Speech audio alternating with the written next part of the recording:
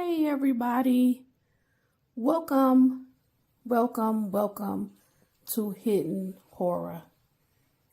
Thank you for spending this time with me. I appreciate that. Let's get started.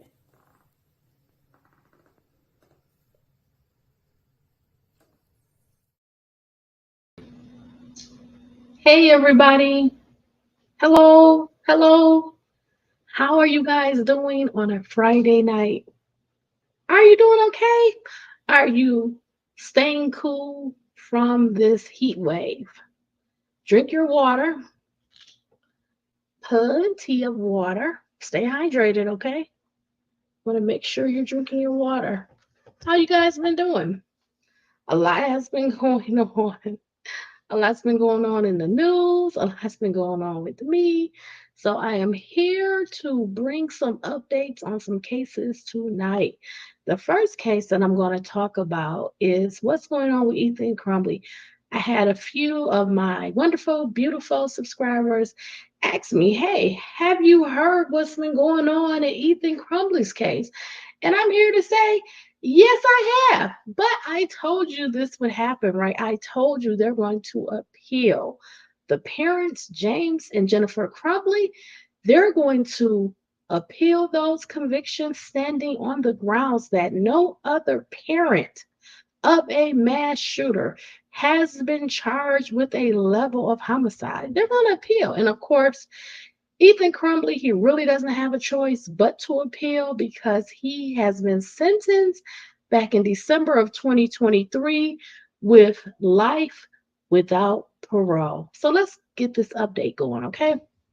Um, in the short of it all, Ethan Crumbley is now coming back and he's filing motions. He wants to have his sentence resentenced. He wants to be resentenced on the grounds that he has some mitigating factors. He's saying, I had issues that were not adequately brought up during my plea and my sentencing, and this was due to my ineffective counsel. My attorneys didn't do a good job, and maybe I would have had a different result. Now, do we think it's going anywhere? I don't think so. And I'm going to show you why. I'm going to demonstrate. I'm going to tell you. I'm going to show you why. I'm going to use Ethan Crumbley's own words to demonstrate it. He said at his sentencing, please, judge, I want to make these families whole. I want to make them feel safe. I want to take responsibility. Give me whatever sentence they require. So we're going to review that. But let's get to our article. So remember, right now, Facebook has changed the terms of going live. So I will not be able to go live on Facebook right now because I do not have 100 followers. But I can go live still on this YouTube channel for Hidden Horror and also on Twitter. So I will try to find a way to upload this video later on Facebook. But hey, I might have to get some followers, right? I might need to get you to follow on Facebook. But even if you don't, it's okay because I still have my other two platforms on YouTube and on Twitter. But I always want you to remember to use my Facebook page because it has all of the links, all of the information, all of the articles, all of the YouTube videos to help put all of this together if you want to review it. If you have an interest in criminology, in crime, and forensics, in investigation, right? This is the page that's going to hold those details, that information all together on all these various cases. Okay, so the article is coming from the Detroit News. It's www.detroitnews.com. The article is titled Oxford High School Shooter Asks to Withdraw Guilty Plea, Be Resentenced. The article was updated June 7, 2024, is written by Kara Burr. Remember, she was following this case. She was writing a lot of the articles during the trials, right? Okay, let's get started. Excuse me. Appellate attorneys for Ethan Crumbley The Oxford team, now serving a life sentence for fatally shooting four students at his high school in 2021, filed a motion Friday to withdraw his guilty plea and correct what they called an invalid sentence, noting the judge did not properly ensure he understood what a guilty plea meant. The two motions, filed Friday in Oakland County Circuit Court, also argue that Crumbley's earlier attorneys were not effective in investigating his cognitive adaptive deficits and other mitigating factors in his case. The motions were filed on the last day the team's attorneys could have filed them before his appeals time limit ran out. So they waited to the last day. Okay. Crumbley, who was 15 at the time of the shooting at Oxford High School, pleaded guilty in October of 2022 to killing four classmates: Tate Muir, 16 years old, Madison Baldwin, 17 years old, Hannah St. Juliana, 14 years old, and Justin Schilling, 17 years old. Let them rest in peace. He also pleaded guilty to injuring six other students and a teacher. He was sentenced to life without parole in December. That was December of 2023. The shooting was November of 2021. He pled guilty October of 2022. Then he had his Miller hearing throughout 2023, and he had his sentencing in December of 2023. State Appellate Defender Office Attorney Jacqueline Overy said in a motion to withdraw the shooter's guilty plea and a motion to correct an invalid sentence that the shooter's cognitive adaptive dysfunctions, possibly caused by alcohol exposure in the womb, were never adequately raised during his plea and sentencing. Ethan was 16 years old, laboring with cognitive adaptive dysfunction and suffering from mental illness when he was tasked with evaluating whether to waive his trial rights and enter a plea. Overy wrote in the motion to withdraw a plea.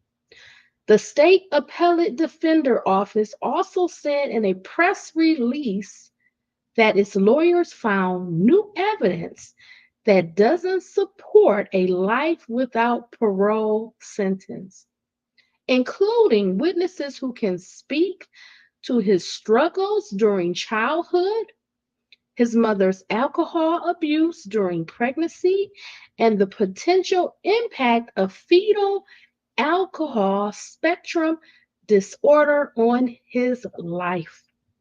They also have an expert witness who can properly present information about the shooter and his childhood instead of one who cut and pasted information from other reports and did not understand the indicia for evaluating a life without parole sentence for a child, according to the office's press release. I apologize, I have a little cold still. A spokesman for Oakland County Prosecutor Karen McDonald didn't immediately respond Friday to a request seeking comment. A large section of the sentencing motion focused on the defense's mental health expert, Colin King, who Crumbley's appellate attorney said was unprepared, did not know the Miller factors, and did not have experience with doing Miller evaluations, according to the motion.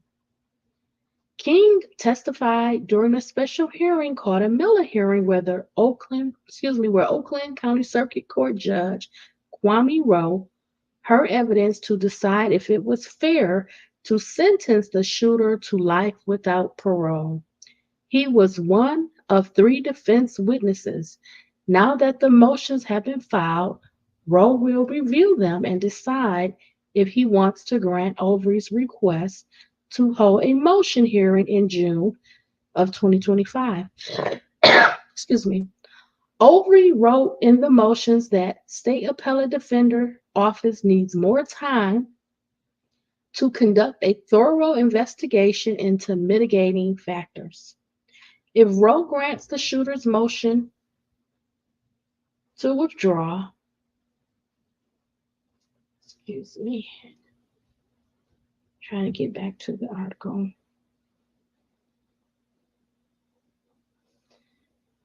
I apologize. The article closed, so I have to go back down.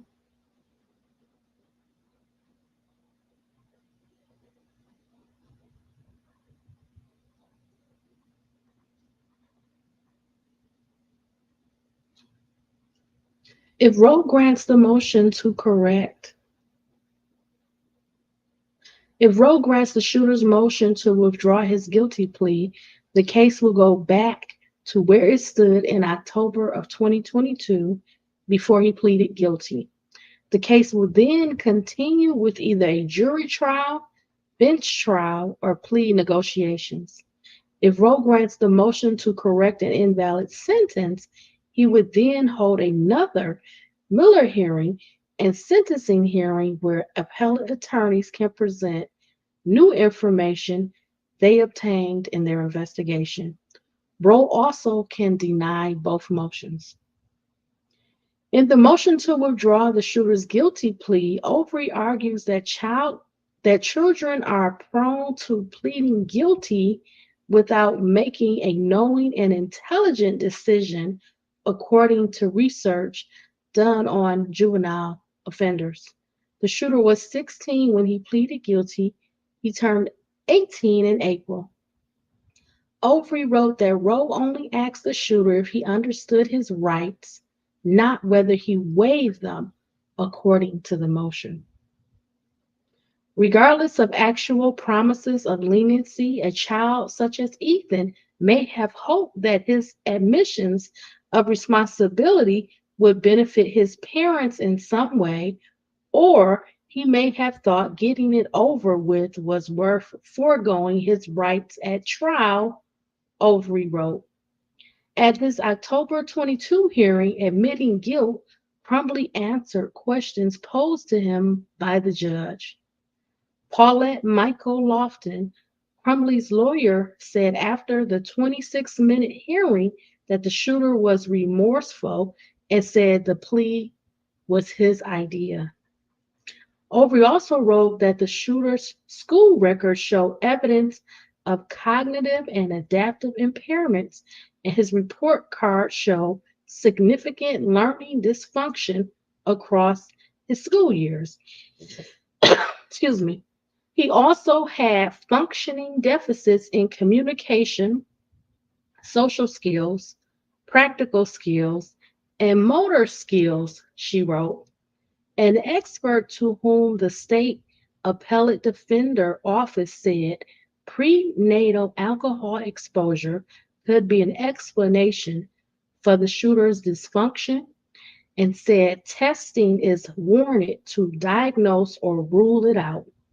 The shooter's attorneys failed to explore this angle as well as explore red flags in his school records and conduct an independent investigation into his family and home environment, according to the motion to withdraw his plea.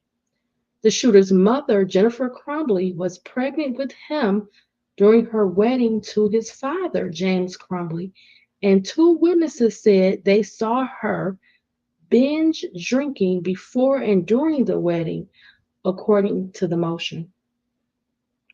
A witness also said Jennifer allegedly admitted to drinking on her honeymoon while she was pregnant and said it wouldn't hurt the fetus because it was so small, according to the motion to correct an invalid sentence.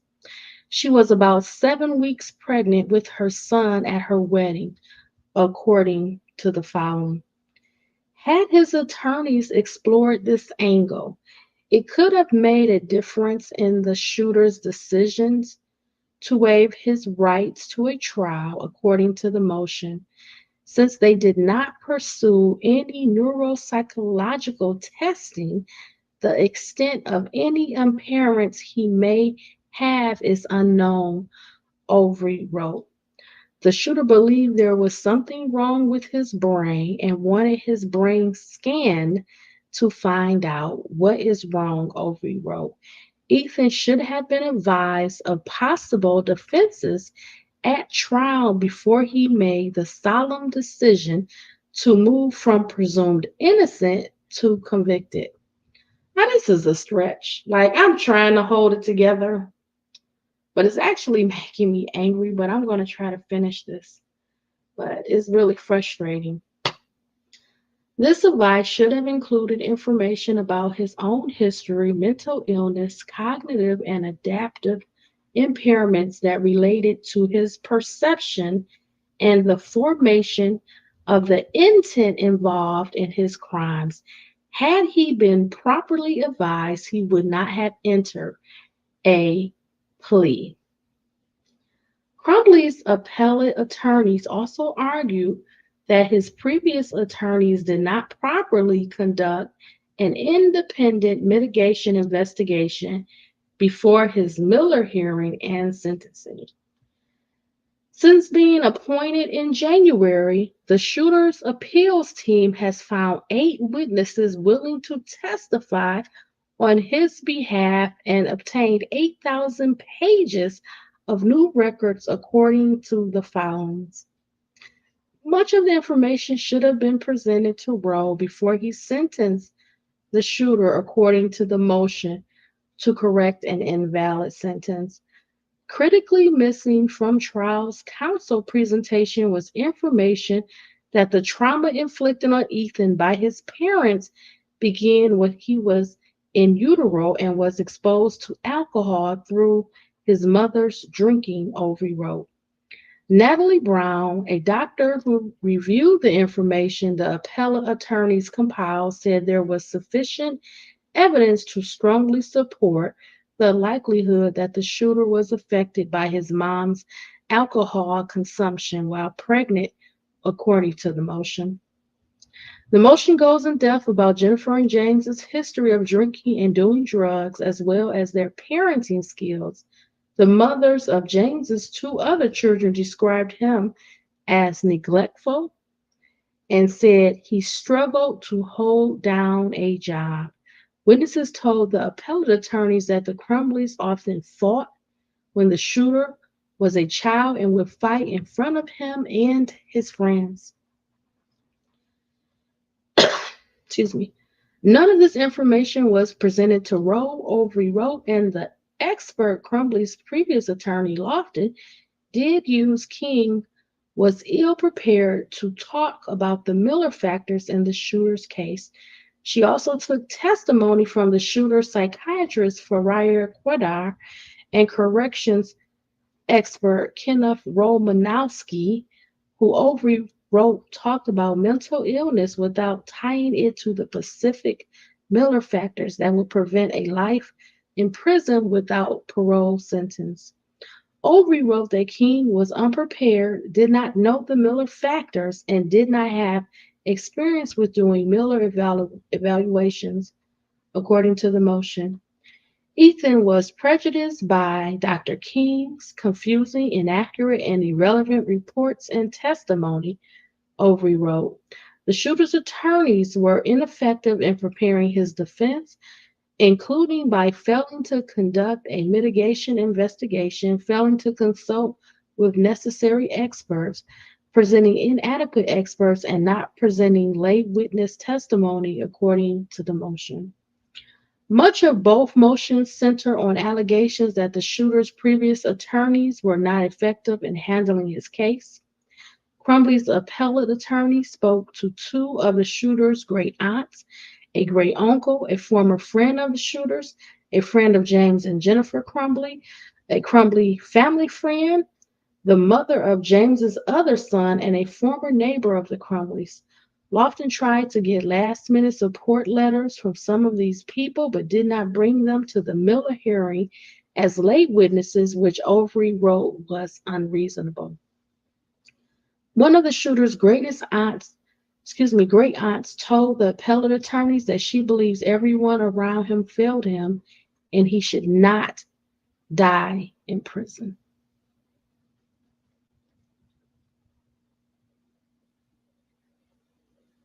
I wasn't prepared for that sentence because when I look at the faces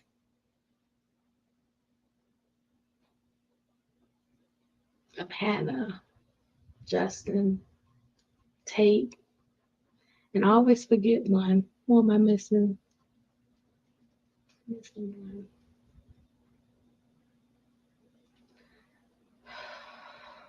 Who am I missing? Justin, Tate, Hannah. I'm missing. I can't think.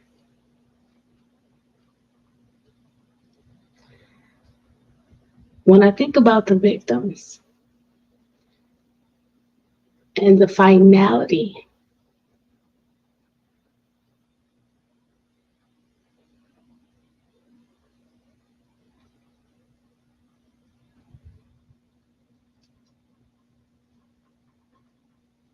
I gotta get the last one name. Just can't go forward without it.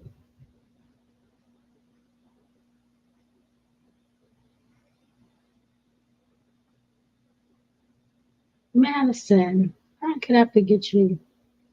Maybe if I say the full names, I won't forget. Justin Chilling, Madison Baldwin, Hannah St. Juliana, and Tate Meir.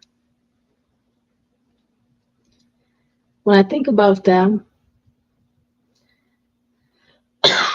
to consider their families, and I think about the different paths and their dreams and their aspirations and the activities they were involved in, extracurricular sports, and to read a sentence that says, he, the shooter, should not be left to die in prison. What about those 4 innocent young adults, teenagers? What about their lives? How their lives have ended? How their families perpetually are going to exist without them, suffer, recount memories constantly, birthdays, holidays, all the things they didn't have time to accomplish, their goals, their dreams. And to think in terms of, well, what about Ethan, his life? You know, when does he take responsibility, accountability? You know, I don't want to read anything about Ethan,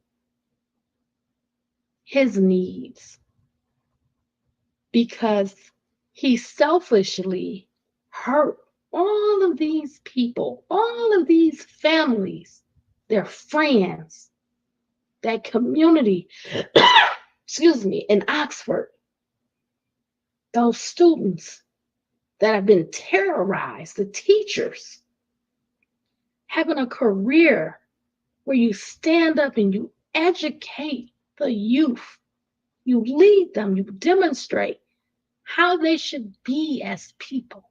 You set the example.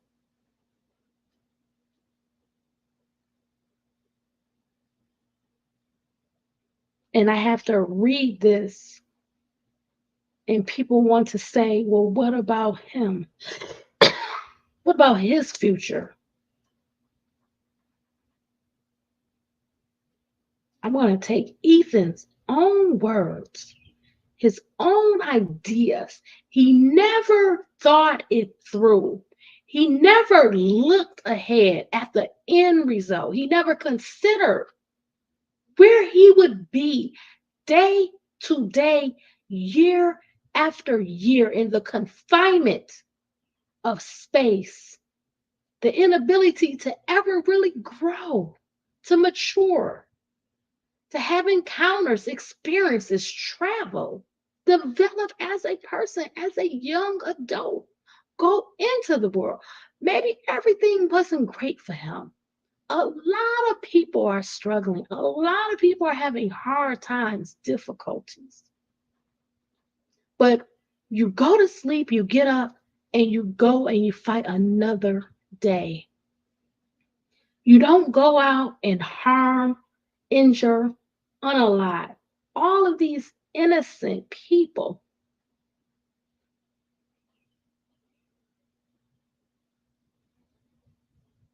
Nothing was going to stop Ethan. I might show another video. I have one lined up for his sentencing, but I might play also Ethan's words the night before the shooting. I want to take you back, remind you of his mindset. He was determined. He planned it out. He drew the pictures. He wrote in his journal. He talked to his friends. His intentions in his writings, his words, and his actions all created, developed, and supported and acted on by Ethan Crumbley. He made a choice. Every day we make decisions. And this is a tough one. This is one you don't come back from. You can't take it back. You can't change your mind. It's a finality that he just probably can't accept.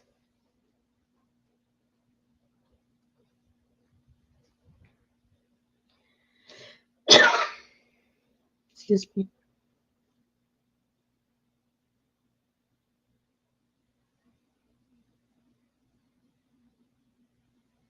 I want to continue on. I really, really want to finish this article. This is a long article.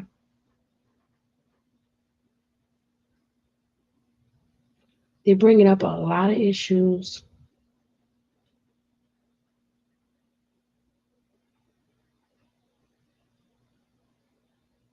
So I want to go back to this last statement. One of the shooter's great aunts told the appellate attorneys that she believes everyone around him failed him and he should not die in prison. Where were you, aunt? Where were you? You failed him. James Crumbley failed him. Jennifer Crumbley failed him. You overlooked it. You didn't have time. Maybe it was distance.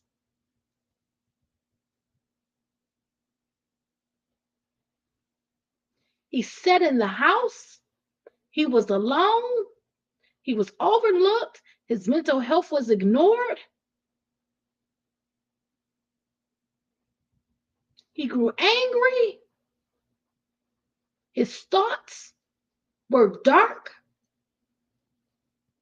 And someone's bright idea was to acquire, to purchase, to buy him, a minor, suffering, having hallucinations, AGUN.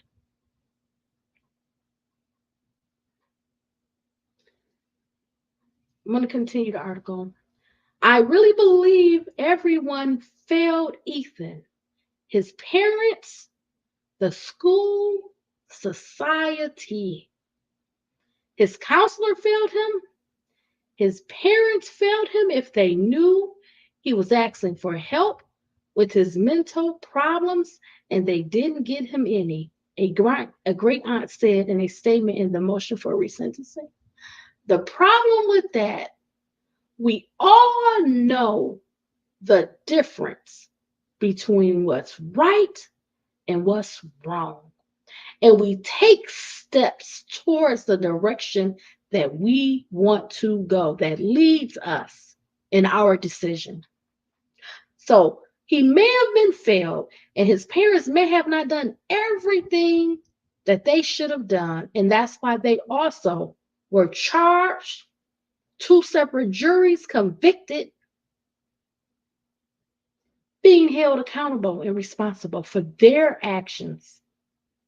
But we're not going to say that Ethan, he should not be held accountable and be properly sentenced after harming, injuring 7 people, unaliving 4 of the 7 with brutality, force. No. I know he had problems. I know he had issues, but we cannot overlook, excuse them. Lofton also did not explore the possibility that the shooter has fetal alcohol syndrome disorder, something that his appellate attorneys are looking into, Overy wrote. Education records indicated that the shooter struggled with reading, writing, and math as early as kindergarten, and that he had issues with executive functioning and social skills, according to the new defense attorneys. As a result of trial counsel failure, the court understood virtually nothing about Ethan, and especially nothing about his cognitive adaptive dysfunction, Overy wrote. Based on communications with trial counsel, it is anticipated that lead counsel likely will testify that despite information in her possession that Ethan was prenatally exposed to alcohol, FASD was not focus of her defense presentation. Excellent article, Miss Kara Berg. Excellent. I get to give my opinion, and my opinion is based on the evidence. My opinion is going to be based on what I saw through the trial, the evidence, the testimony, and what was presented. And I'm going to start with Ethan Crumbley's own words at his sentencing. So I have to share my screen to do that.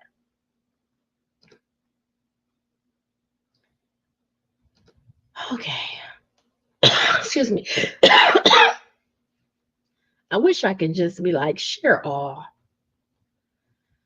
I wish it was like a way, way easier way to do this. Okay.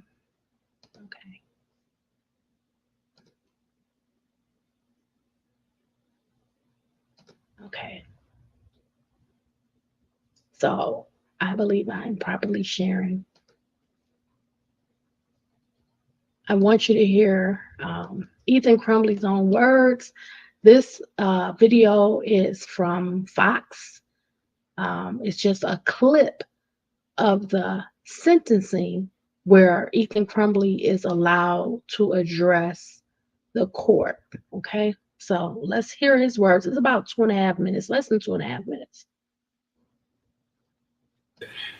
Mr. Crumbley, is there anything you would like to state before I pass sentence? Your Honor, may he stand? Yes, you may.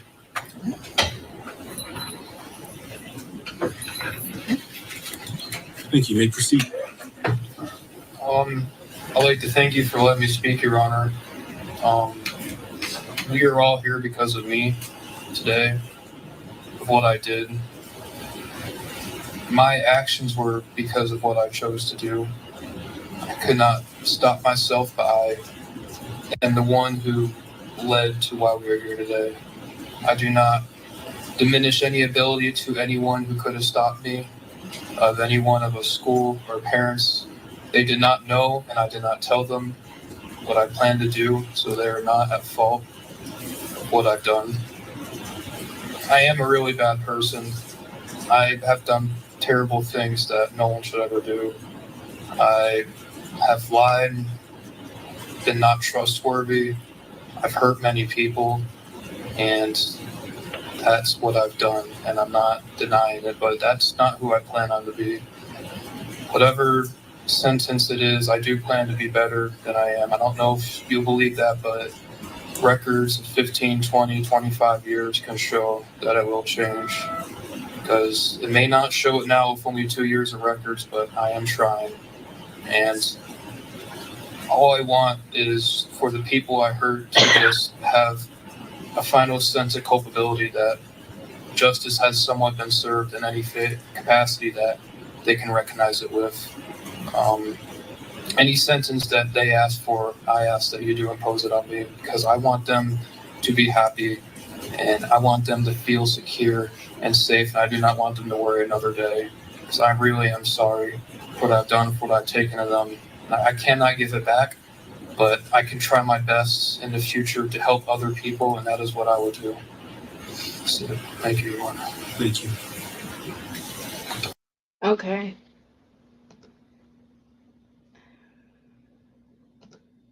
You know, it's a super sad situation because I know he does not understand the gravity. I know it. I know he can't process that at 15, 16, 17, 18, what he has done. He was in a dark place. I can keep showing his writings, his thoughts, his mindset. That video that he did the night before the shooting, it was very telling of his intention, even though he wrote it, he drew it. I have to keep going back to how people grow, how they develop. Very impressionable, stuck in a time. And some people just grow out of phases. This is something you can't grow out of. What Ethan did, excuse me, is impacting him for the remainder of his life. Being very young, you know, me having decades over him, I cannot imagine as a young teen being confined for the rest of my life. I've had so many life experiences, being married, buying my first car, buying my first house, having a child. So many experiences that he will never, ever have with a sentence of life without parole. His intention and his words were, and his drawings were to hurt as many people. Harm. He wanted to be remembered. He wanted to be the biggest mass shooter in the state of Michigan. But he also didn't look at that dark path, how that's a two-edged sword. You get this notoriety, you get these high numbers, you hurt, you unalive these people, but you never thought you choked your life out. You harmed yourself, you injured yourself also, because it's a mirror reflecting back all of the hate, all of the anger, the rage, wanting to hurt someone. When that mirror reflected back, it boomeranged back. All of that energy is now whooping on you. You're confined. You may be doing 1 hour a day outside, if that. You're eating meals that are prepared. You don't get to pick. You don't get to go to the grocery store. You don't get to say, Mom, or I'm going to go to the store. Those days are over. You don't get to go back to high school. You don't get to see your friends, even people you didn't like. You'll never get a job. I mean, I guess you could get a job working at the prison, washing clothes, being a cook. Now the reality is sinking in, and he's grasping for straws. That sentencing was not even 7 months ago, and he wants out. He's saying, what about me? What about what I lacked? How I suffered? How I was mistreated, mishandled, overlooked, abused, neglected? What about me? You want to make me suffer for life? No parole.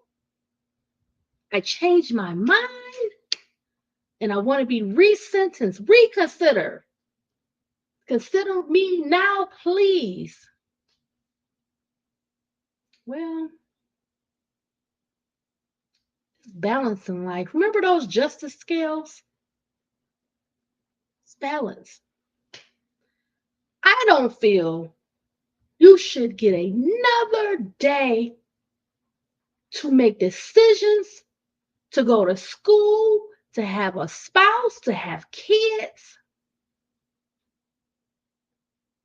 to exist in the free world as me or anybody else that's out here choosing every day to do the right thing when you took the choices of all of these people, you impacted all of these lives, you unalive people, you hurt people, you destroyed families.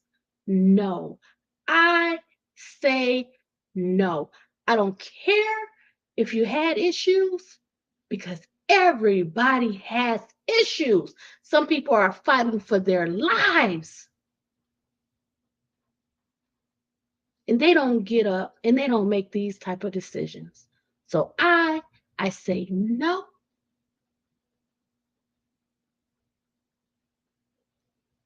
They have you on video.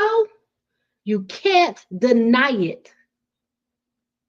You're on video executing.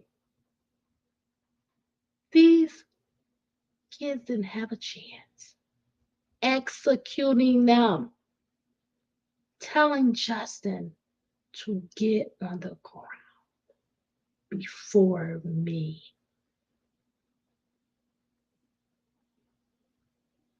Shooting Tate as he entered into the door. Shooting Madison at close range. She couldn't even get away. Executing her. So you know what?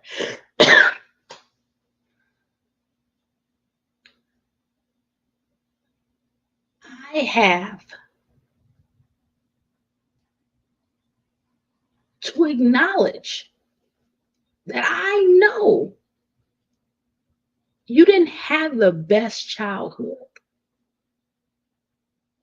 You didn't have the best parents. You didn't have the best home environment. But there was many other ways to deal with the needs that were overlooked, that were ignored. And taking a GUN was not the answer. So although I can understand these issues, I'm never going to support the lack of accountability and responsibility for the deaths and also how you injured the Oxford community, the teachers, the staff. I can't do it. We will see where this goes. You know, this is to be expected.